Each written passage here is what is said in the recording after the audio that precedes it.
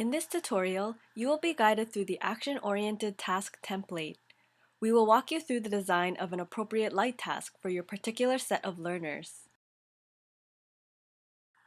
The task template is divided into two main sections. Section 1 is the template itself and will be the focus of this tutorial.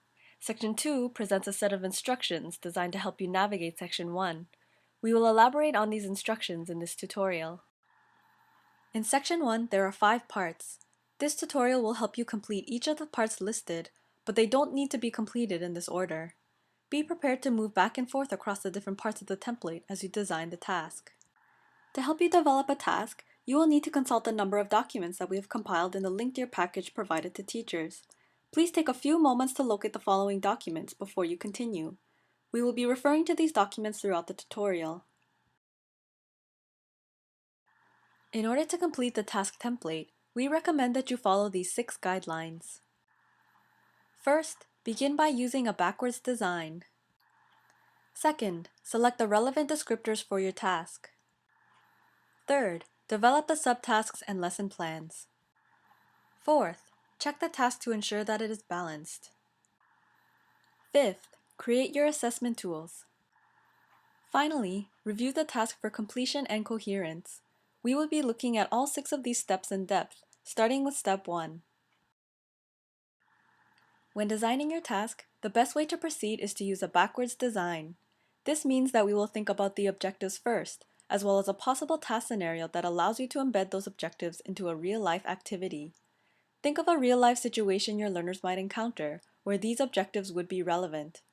To begin, you will need to think about your particular set of learners. Ask yourself some of the following questions.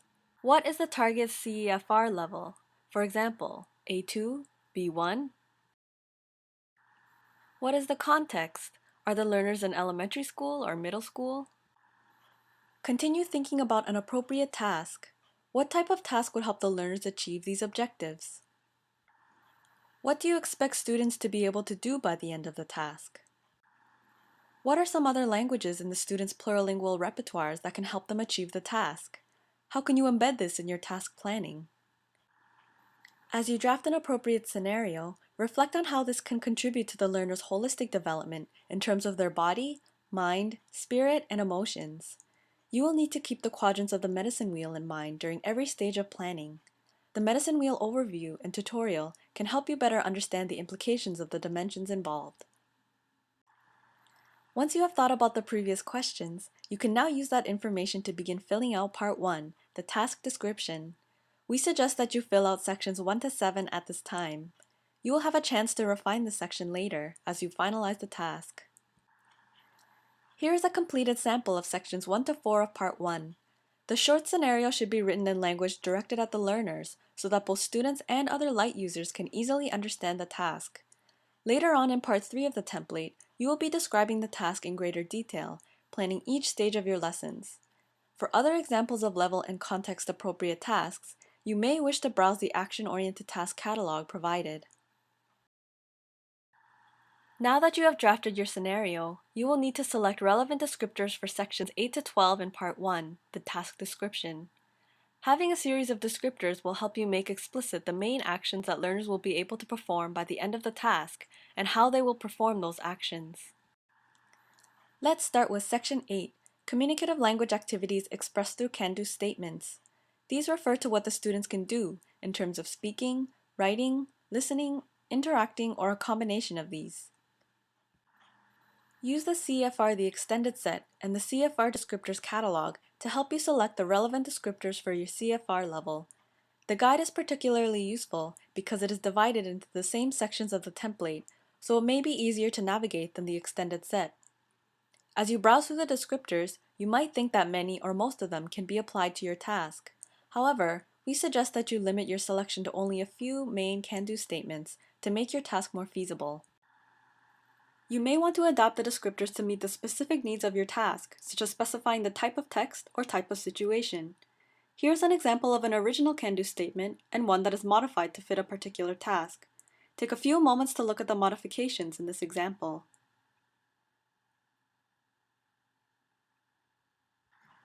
Now that you have your list of communicative activities, let's move on to Section 9, Communicative Competences. Here, you will need to identify the different competences that come into play. This means concentrating on the how, rather than just on the what.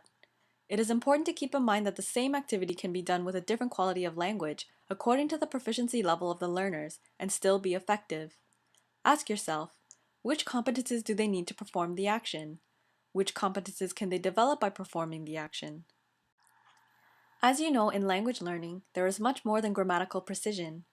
One needs to be able to function appropriately in different situations, for example, by using the right register or being able to address a person, start or finish a conversation, and respect both linguistic and cultural conventions of a given context.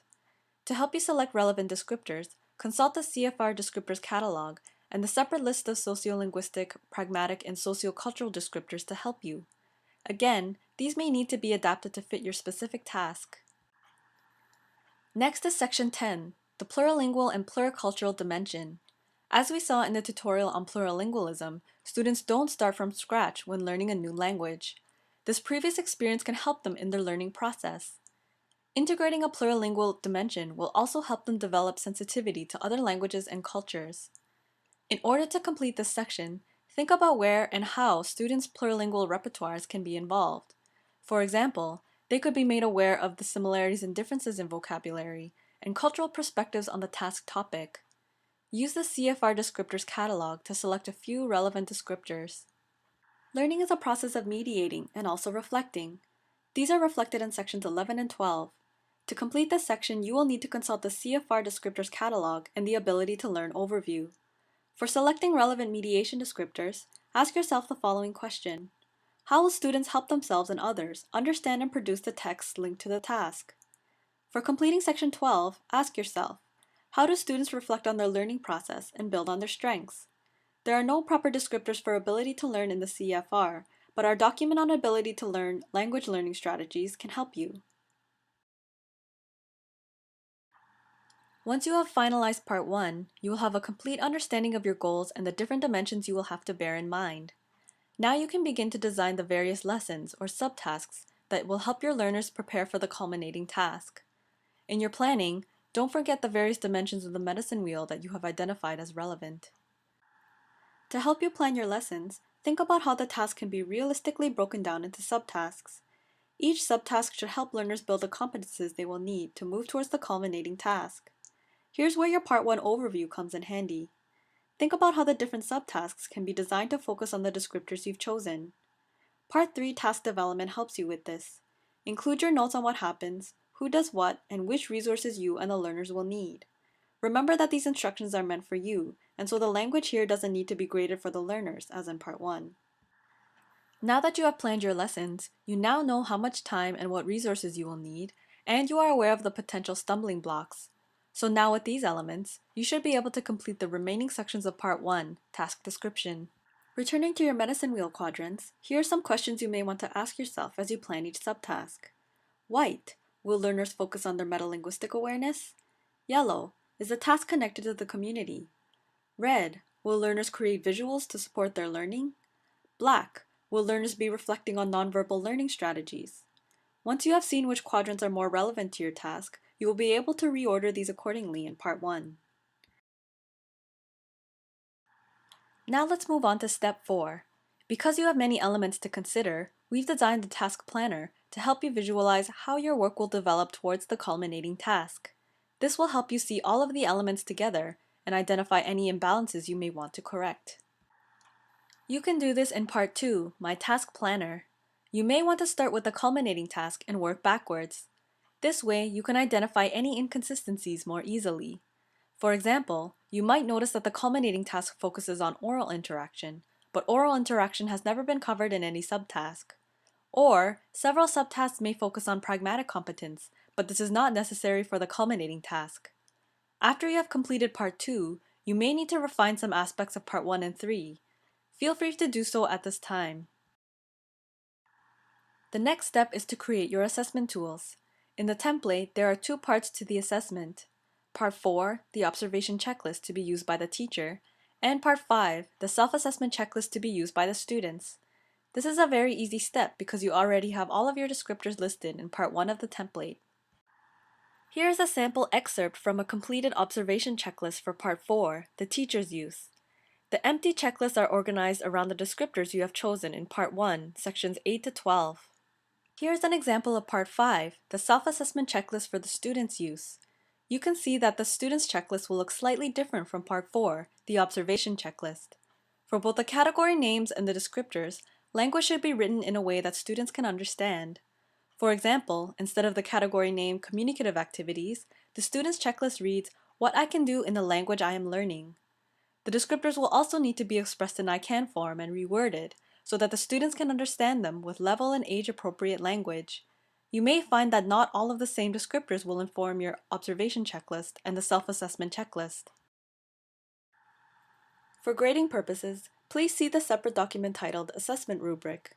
This rubric is designed for final assessment, but can also be adapted to assess progress throughout. This rubric can also be modified to the activities you are working on, and according to the grading system of your institution. Now that you have finished creating your assessment tools, return to each section of the task template and ensure that all of the sections are complete and that all parts are coherent with one another. Of course, things don't always go according to plan.